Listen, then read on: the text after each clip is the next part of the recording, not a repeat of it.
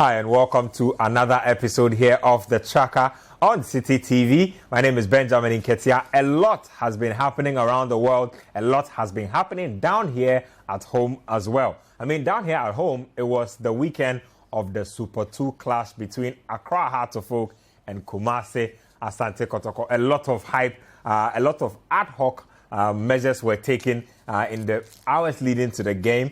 Initially, it was just about 25% people allowed into the ground. And then there was a late intervention from the National Sports Authority. A full house was allowed eventually. We'll talk about that. We'll talk about the game itself. I saw Sule Muntari missing a bicycle kick that looked like it should have ended up in the back of the net.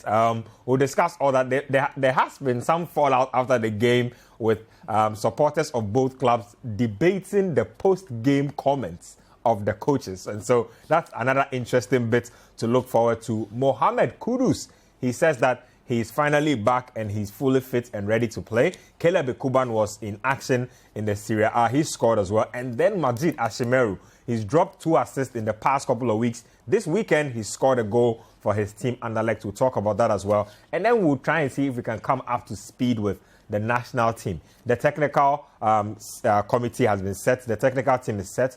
Otoado will lead the setup. We'll just touch on it briefly because that World Cup playoff against Nigeria is inching ever closer. But just like we do always on the show, our motivational video will set us on the road. Today's motivational video says, make a change now. It doesn't matter what you're doing, but you cannot get back lost time, so make a change now. Felix Romak will be joining me to discuss today's issues. So we'll take our motivational video. When we come back, Felix and I will delve into the issues. Stay here with us on The Tracker. Indeed, make every second count and make that change now. The National Sports Authority were able to make a change in the space of less than 48 hours to be able to get us from 10,000 to almost 25,000 for the game between Hearts of Oak and Asante Kotoko. Felix Romak is on the show today. Felix, it's good to have you on The Tracker. Good to see you. Let's begin by talking about the Super 2 clash, right? Most often than not, the only thing that fans know is that they buy tickets, sit in the stands and watch a game. Let me just, for the purposes of enlightenment, take us back to the sort of preparation that goes into this game. How much different is Accra Hearts of Oak's own preparation for the Super 2 clash different from other matches in terms of the crowd they are expecting, in terms of performance, in terms of revenue? Just take me behind the scenes a little into the first few days or the weeks heading into a Super 2 clash. What kind of preparation goes into that? Well, anything I say here is not in the capacity of a member of Accra Hearts of Oak, but I support them and I have a bit of info on the team. You do business with the team.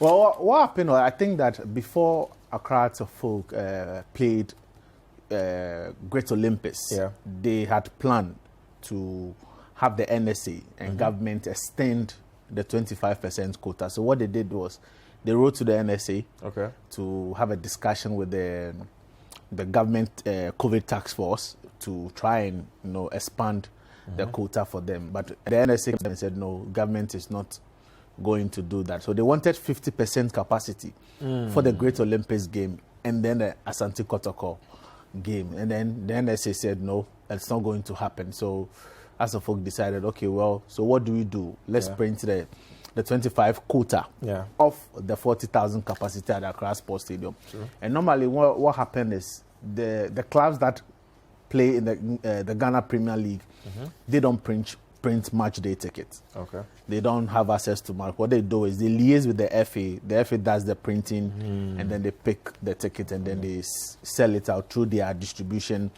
outlet. So the government said no. So that means that they have to print 10,000 tickets. And then in a way, it makes sense though, increase the price a bit to make up for the loss in numbers. And that is why you had the popular stand going for 50 cedis, the VIP for 200 cedis. So we had less. That was unprecedented. I was like, wait, what's going on here? But you can't fault them. It's the biggest game in Ghana when it comes to club football. And you expect the clubs to at least, if it's an entertainment show, we also program. People will pay for it. Paying a lot of money. I'm all for Hearts of Oak charging I would say as much as they want, but I believe what they charged was definitely within.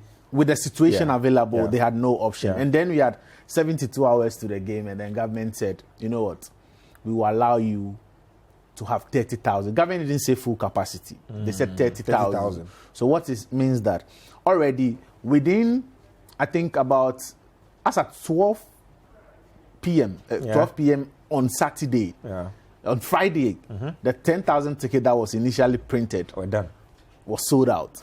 So then again, we had about 72 hours to kick off, and government said, you can get extra 20,000 people to come to the stadium. And then get here, as at, I think around 8 p.m. on Saturday, I was at the stadium. So now, and what happened is, the guys that print the ticket don't work on Saturdays. So they had to call them back and print 20,000 tickets. And you see, we live in a system where we don't understand football. Because imagine, after printing all that 20,000 tickets, they need to stamp each one of them for security purposes. So you ask yourself, why can't we add the security features to the ticket, and then when you are printing them, you know that I'm printing everything with the security features on it. I don't need to put in stamp or barcode or sign and all that. So it means that the whole Saturday was gone. So the ticket had to be sold at the gate. And it was chaos yesterday at Accra Sports Stadium. Chaos with the NSA, Accra Hearts of Oak, they did not manage the situation properly. Well, at all. And you see, I blame the NSA because for Hearts of Oak, they had plans of, accommodating 10,000 people at the stadium. And within less than 72 hours to kick off. They needed to change their plans altogether. That is twice the number. So it was difficult for them. And you look at the media stand where you expect media men to have access to and then get to the media gate and get to the media center. Everywhere was choked. The soldiers had to come in, saw them caning some supporters and all that. It was a disappointing view for some of the guys that came to watch the game. And you see, I believe that we need to move from such situations.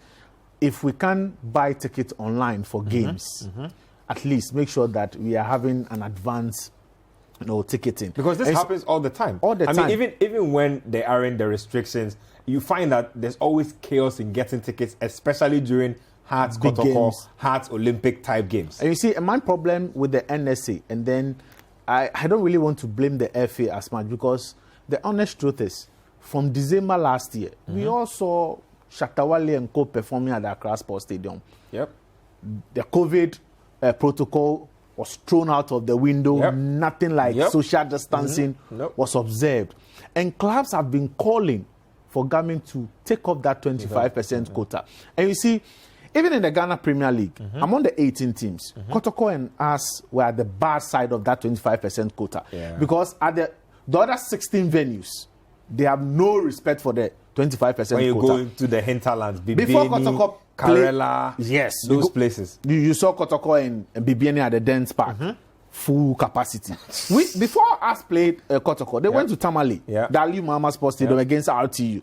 You can't tell me that the crowd there was 25%. And you see, I feel very bad and sad for the clubs because in all, they are paying 18.5% tax on the gate process. So you are kidding me. So you look at the figures that 18.5, and entertainment pay less VAT because they've spoken to government and they've explained to government why they feel that there should be some exemptions and taxes when it comes to their industry. So you ask yourself, you look at the times, if even European clubs are suffering because of COVID, how much more you have Premier League clubs that are playing league without a title sponsor for almost about 3 seasons now. The only thing they get is Star Times money.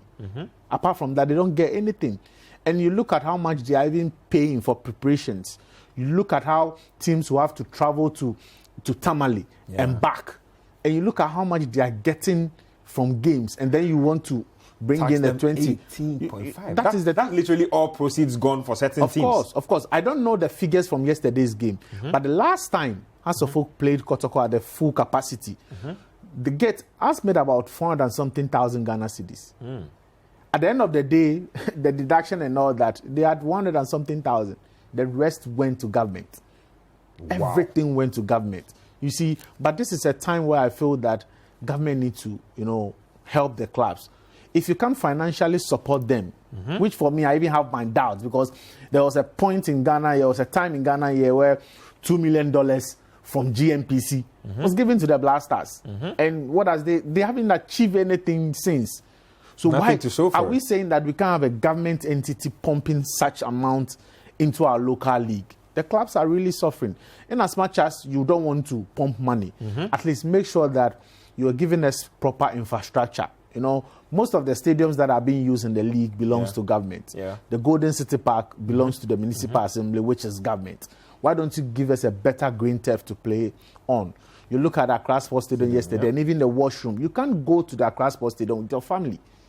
Because the washroom... I feel like this is the same stadium that was supposed to have been renovated just recently. You see, we don't have a maintenance culture. And you ask yourself, have we even completed the renovation? I went to Babara Sports Stadium the first time it was reopened after renovation. That was the game against Bichim United. It looked very, very solid. I was very happy with what I saw. But one thing we've lacked as having a proper maintenance culture in this country. And I don't think that we have that. This stadium was built in 2008, the Ekuban Stadium for the AFCON, same as the Aliu Mahama in Tamale.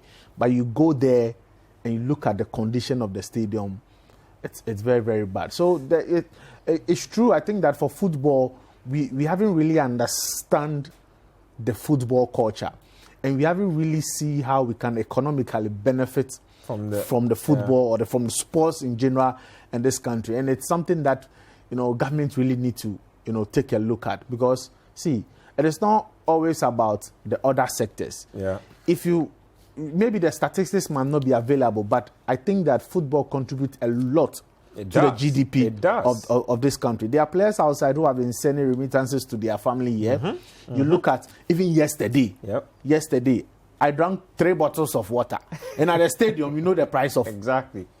Way above the normal price you get in town. The rollover effect of football is immeasurable. The kebab seller, everybody, economically, they get something. So it is something that government really needs to come in and manage our football in terms of preparing for games and all that. But then, on the game itself, I think for Accra Hearts of Oak, they really needed to, psych the guys for this particular game. So for them, preparation was not just on the field, but players that got injured, prior to this game had to be, taken care of. And I was very, very happy to see Roberta Dosoa and then Mo Alassane starting, because you saw the game against RTU. At a point, they had to bring in Ushao into the defense when Caleb Amankwa got that red card. So my worry was Hearts of Oak coming into this game maybe without center backs, but then they managed to prepare well and then have those guys, ready for the game. And I really enjoyed it. Let's talk about the game even further.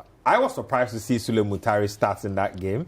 What was the thinking behind it? I know you don't share the tactical room with Boedu, but what was the thinking behind starting Sule? Was it to motivate the guys? I mean, I didn't think it was such a smart idea, but I saw a chance that fell to him and I was like, Muntari, that should have been goal number 1. That should have been goal. We saw Sadio Mane doing similar thing over the weekend against Norwich, and that was a huge chance. But maybe Muntari wanted to go, for the spectacular. But I felt that maybe Boedu wanted experience and leadership in midfield. When I saw the lineup, I was a bit worried, because you look at the combined age of Sule Muntari and Gladson Awako, that is close to 70 years. And you have, yes. Yo, that's crazy when you put it that way. You understand? And you look at the Kotoko midfield where you have Mudasiru, you have Sharif Mohammed and Richmond Lamte. You look at this, there is youth and there is energy. So I was wondering how, Sule Muntari was going to cope with it. But I think that tactically what Boedu did was, Sule just did a simple thing. He wasn't that aggressive. He had, Nuruddin doing all the tackle for him. And all Sule needed to do was to look out for those passes to, Obinjino. And he did that in a very mature... At his age now, you don't expect Sule to run around, inject a lot of the physical energy. presence in the game. At this point, he's played the football at the highest level, so more of the brains than the physical aspect of his game. And I think for me, in the 52 minutes that he lasted on the pitch in the huge game like this, he played very well, and he could have gotten the only goal of the game. He really could have. I mean, from the Hearts of Oak perspective, what is the mood with this result? Are they satisfied? Because everybody was talking up how Kotoko were going to blow away Hearts of Oak in this game because of their form. Somebody told me before the show that if Hearts of Oak had been in Kotoko's form heading into this encounter, there's no way Kotoko would have left with a draw. Well, yeah, you can say that, but and maybe true, because if you look at recent fixtures, the team that has been in form have gone on to win it, especially at Accra Sports Stadium. Last season, we all agreed that Hearts of Oak were the better team, and they won 1-0 at the Accra Sports Stadium. I think the NC Special, Kotoko were the better team. They beat Accra Hearts of Oak through that Justice Blay header, and then they went on and then they won the NC Special competition. So it is always the form team that have won this particular fixture. So a lot of Kotoko supporters will be disappointed, but for us, I think that they will be happy with the draw. At least they've maintained that 12-point gap. For Kotoko, they will also be happy, because you look at last season in terms of performance and what Accra Hearts of Oak have achieved in terms of points. Before the Kotoko game, they had 24 points from 16 games last season. And as at yesterday, they had 24 points from 16 games. So it was almost the same thing. So, but what we are saying is Kotoko have really upped their game. Level, and then a lot of teams are also doing well. Bichim United, excellent. There is Kim Faisal, who are having a very good season. They were giving away points last season, but this time around, they've improved on that. So for Hearts of Oak, I think for them, they know very well that let's keep it that way. And it is good that they did not get a defeat in this particular game, because psychologically it might affected them going into the second round. And the second round is not like 2-3 weeks away. It's just this weekend. And on Saturday, they play Legon City. So it was important for them to make sure that they get points. And for us, they can look at the fixtures in the second round and say that we can do something. Because out of the 17 games in the second round, they are playing 11 of them in Accra. So only 6 matches away from home. So it will be very, very good for them if they start making Accra a fortress for most of the team, just as Kotoko, has played. But it's a good result for us, because at least they've kept the same point. They haven't really given Kotoko an advantage to extend. But trust me, Kotoko will be happy going into the next round with 7-point lead over Bichim. But if I'm a Kotoko fan, I won't even be worried about Hearts of Oak that much. I think worried about the teams that are right up next to them. Bichim United, because they are playing some very good football. Playing some really good football indeed. When you listen to Accra Hearts of Oak head coach Samuel Bodu, he doesn't seem too worried about how far away they are from the top. He seems to believe that this is a marathon indeed. And like Felix Riley said, there are 17 whole matches to play. 51 points. That's a lot of points. And your opponents can drop points. League leaders can drop points. Crazy how things happen in football. Remember, the last time Hearts of Oak won the league, they weren't top of the league until a few weeks to the end of the league. And then they just blitzed everybody, went by everybody, and ended up winning the league. So that's what's going on with the Ghana Premier League. That was the final game of the first round of the Ghana Premier League. It was an outstanding game. It's eventually been honored. The team split points, goalless. We'll see what happens. The second round, I believe, is next week or so. Starts next week. And so that should be interesting. Let's take our first break here on the tracker. When we come back, we'll begin some tracking. Caleb Ekuban has been on target. Majeed Ashimeeru scoring. Mohamed Kudus is back. That game against Nigeria is just around the corner. Stay with us. Welcome back to the tracker here on Citi TV. Let's do some tracking now, and let's go off to Italy. Italian Serie A is where the action is. That's where Caleb Ekuban plays his football for Genoa these days. He was on target for his club side in the draw over the weekend. So there you have the pictures from that particular game there. Caleb Ekuban scoring in very sublime fashion, minimum fuss actually, trapped the ball, went to his left foot, fantastic finish. So there you have him there, very powerful striker. I've always liked him, good pace on him, good strength on him. For some way or some reason, he doesn't seem to get a lot of consistent call-ups. He gets called up once, then he's silent, or we are silent on him for a while. Then he gets brought back into the team. Then we are silent on him for a while. Felix, Ghana has a game against Nigeria to play in just about 3 weeks or so. 3 weeks, maybe 4 weeks maximum. 24th March. 24th March, yes. That's the first leg. We have a brain trust of 4 able coaches. I'm very curious as to what type of selection they will come up with for this one. But quick thoughts on a guy like Caleb Ekuban, because clearly we have a striking crisis in the Black Stars.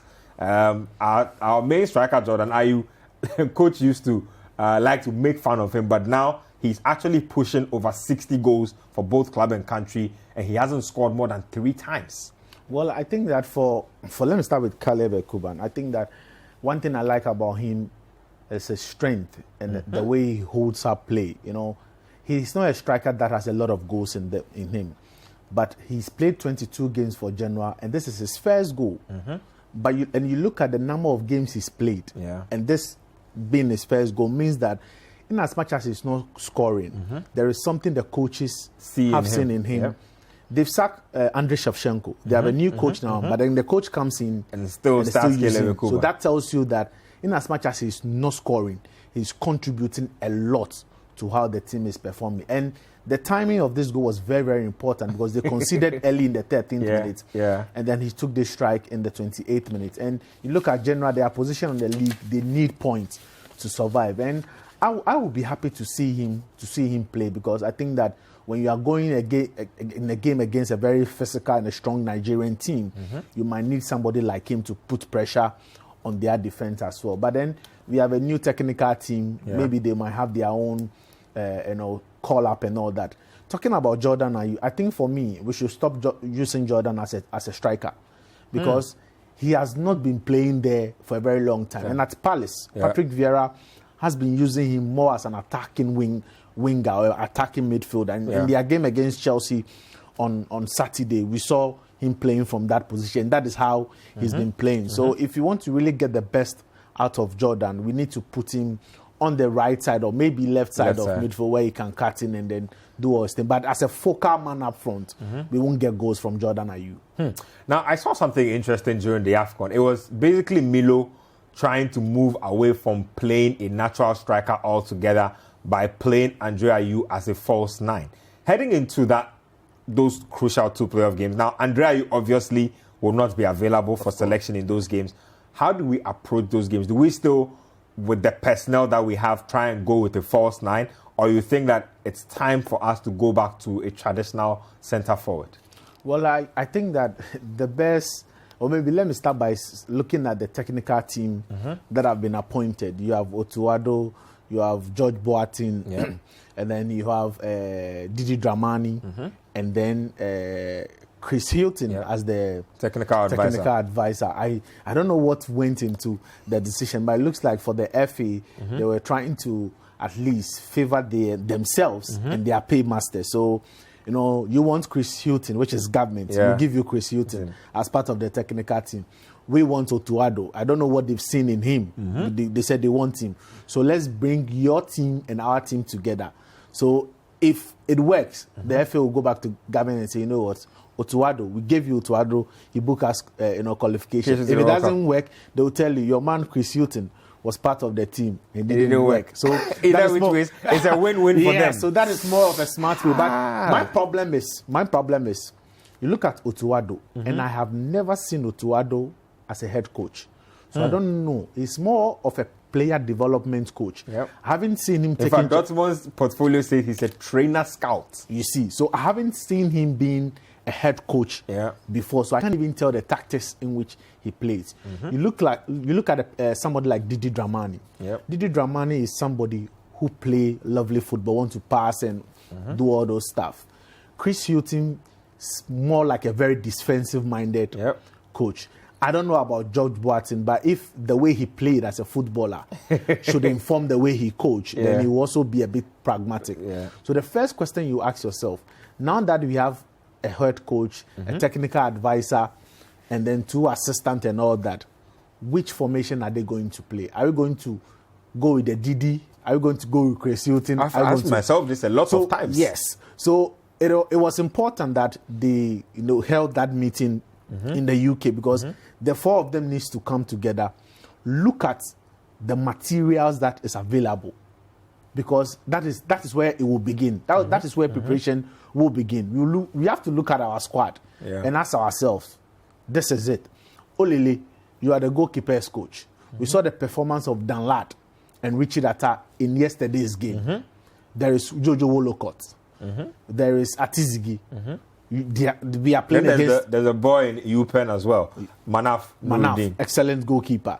So these 5 goalkeepers, you being the goalkeepers, which one do you think should be imposed for the game against Nigeria?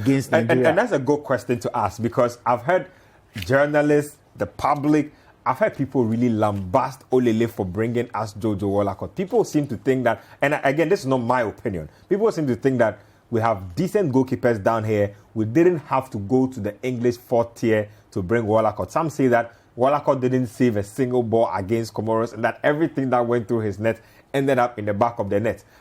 What's your opinion on Wolocott? Having watched him partly in the qualifiers, watched him during the AFCON, what do you think we should be doing? Is he supposed to be that guy to take us to the playoffs? Benjamin, let me be very truthful and honest with you. He's not the best goalkeeper in Ghana. Or he's not the best Ghanaian goalkeeper that we can have. Yes. Because I don't see him on a one-on-one situation. I don't see him that good. His ball distribution for me is not that good. Look at Dan Lad and then Richard Atta yesterday. Solid. Richard Atta is brilliant. Reflexes. I'm not sure why Atta doesn't get the chance. And Atta's distribution of the ball. We saw Wolocott at the AFCON. Look at his distribution. Yeah. He picked the ball, balloons the ball wayward. But back to the opponents. Look at the distribution from Dan Lad and then Richard Atta yesterday. And you tell me that they are not one of the best that we have in this country. And if for nothing at all, we went to the tournament with 3 also debutants. They were all debutants. And who does that? And you see, I even have a problem. That's actually a good observation. Yes, all our goalkeepers have never been to a major competition before. You don't do that.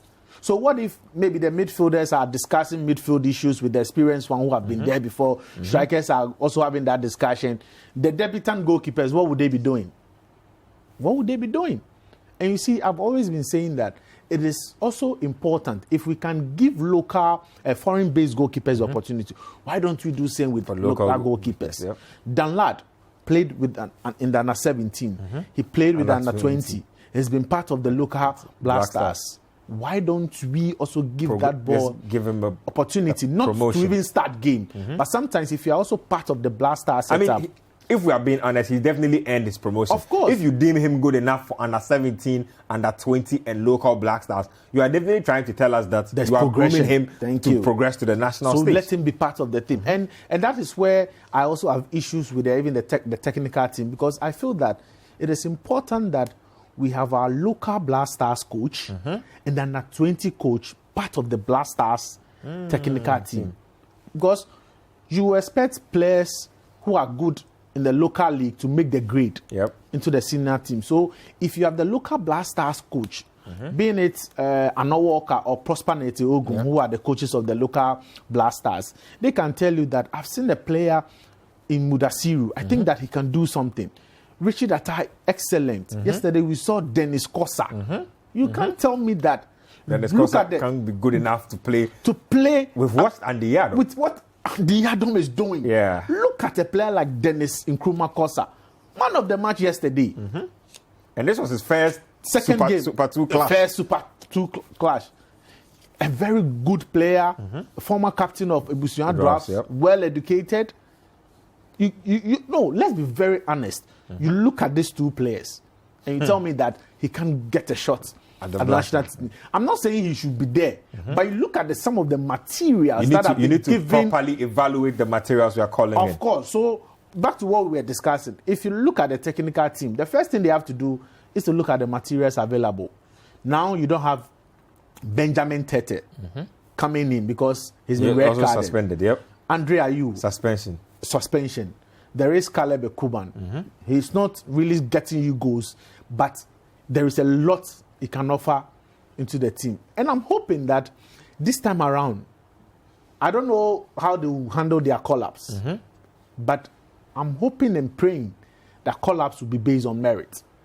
I'm hoping and praying that people at the Black Stars committee, management committee or the FA president won't decide which player gets a call-up. And I'm saying this because I've heard the FA president says that now there is nowhere in the world where one person will sit in a room to decide. But you are not the head coach.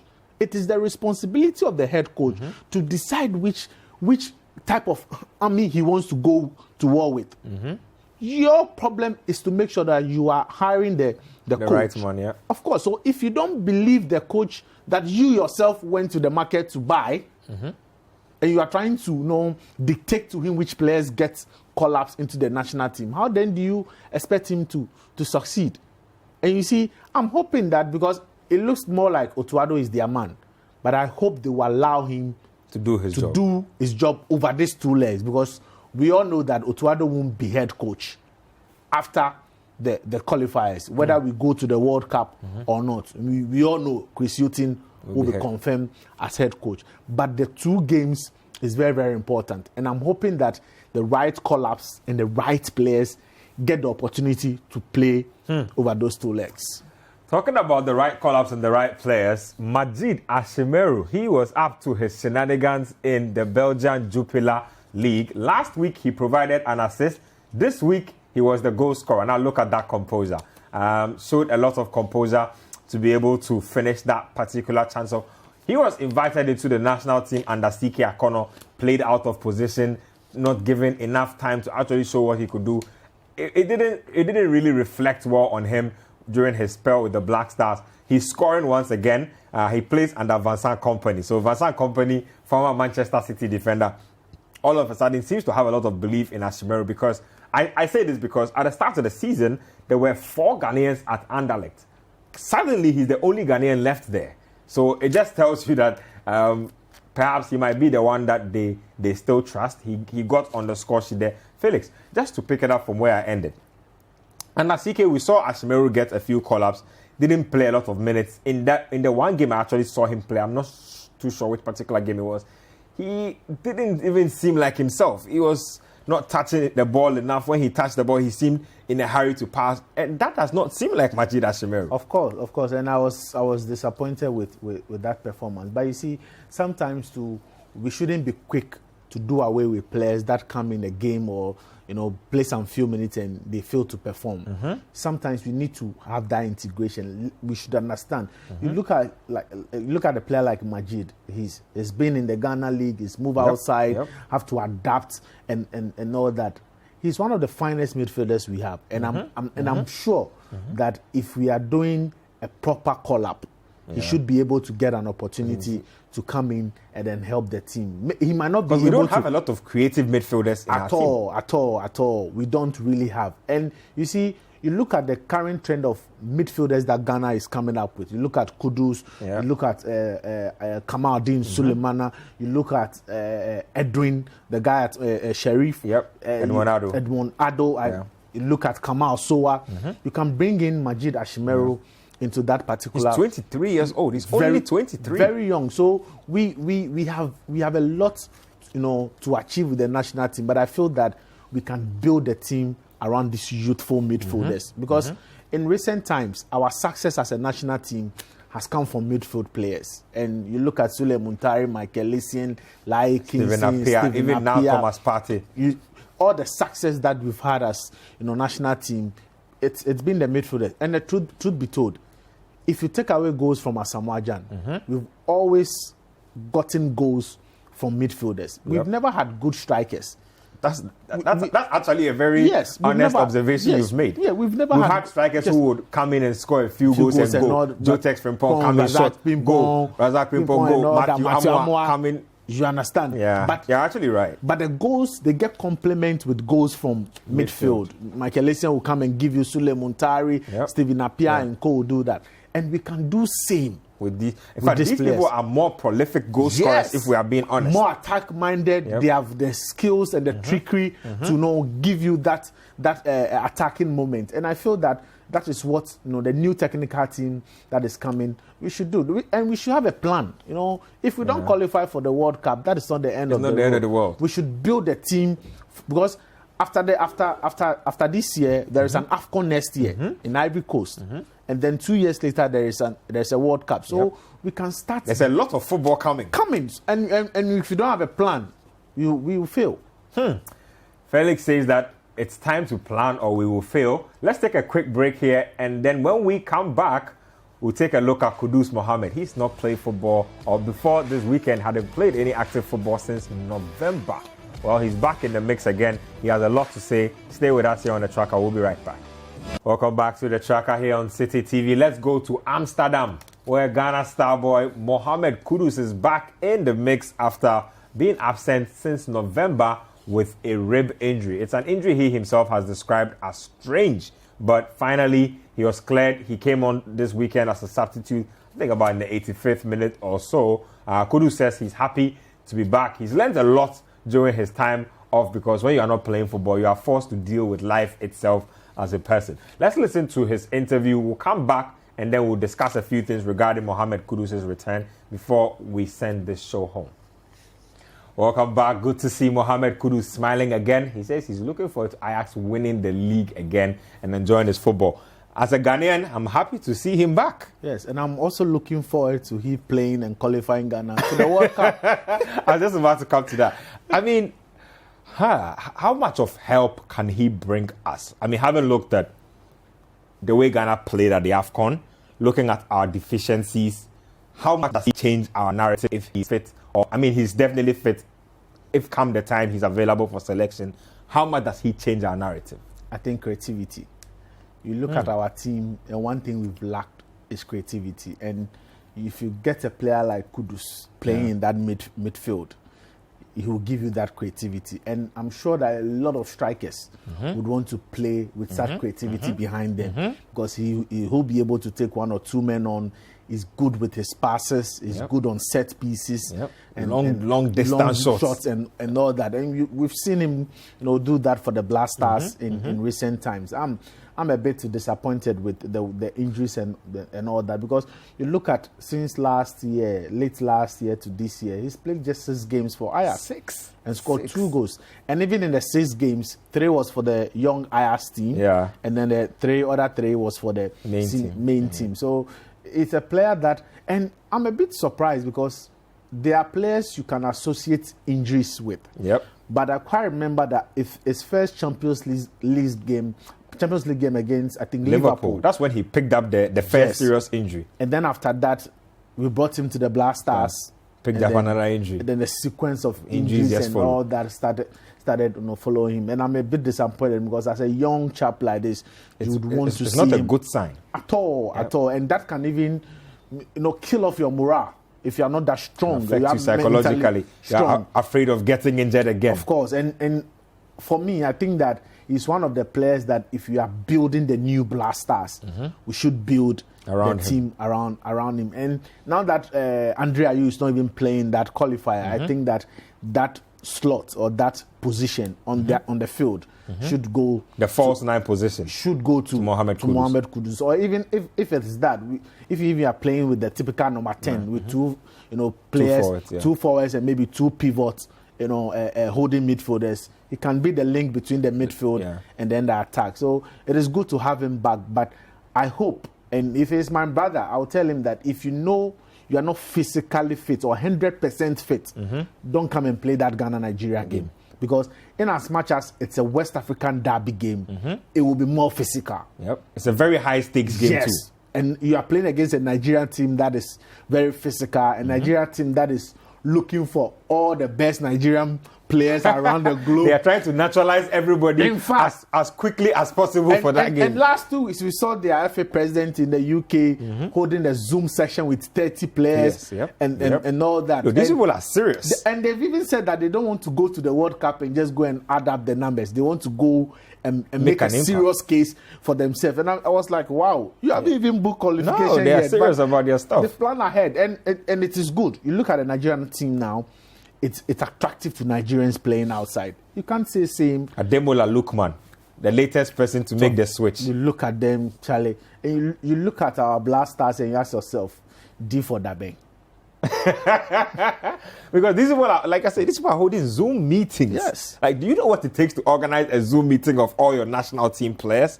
That's a big deal. You understand? And we are around for years now, for months. We've been trying to convince Salisu to come, Otinodre to come. To switch and stuff like that. Last week, I was trying to have an imaginary Blast Stars. It was like, you look at Tariq Lamptey playing at the right back. We have maybe Salisu and Amate in that position. Mm-hmm. Maybe, as for left back, I won't even mind putting Dennis Kosa from what I saw yesterday. Excellent. And then you look at, what's the name? Otin Odwe coming in. Kudus is there. Kamal Dean, Thomas Partey. Yeah. Charlie. Solid team. And then the guy at Atletico Madrid. What's the name? The Atletico Madrid. You mean Athletic Bilbao? Bilbao. Inaki Williams. Williams up front for Ghana. That is a dream. That's a dream team. In my dreams. In a team that we can only dream about. In my dreams, but you see, it is possible. It is. It is possible because all these players are still eligible to play for Ghana. But then you ask yourself, we haven't made the Blast Stars attractive for these players to come down and play like the way the Nigerians are doing, like the way the Senegalese are doing, like the way the Ivorians are doing. Yeah.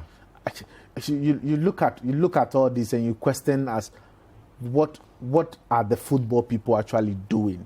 You understand? But I hope that we put the right things in place, and when we have a substantive coach, when it comes in, he can help in bringing some of these guys. I'm definitely hoping the same thing too. Hey, Otoado, Chris Hutton, George Boateng, you guys have a lot of influence. Hopefully, after this Nigeria playoff game, what we see afterwards should be positivity, bringing in the Ghanaian players in the diaspora to make up a richer, stronger Black Stars going forward. It doesn't matter if we miss out on the World Cup. We need to have those players for the next AFCON and the next and the next and the next. Thank you very much, Felix Romack, for helping us to digest the issues on the show today. Thank you guys out there for also doing the watching. It's been absolutely fun hanging with you. Same time next week on The Tracker.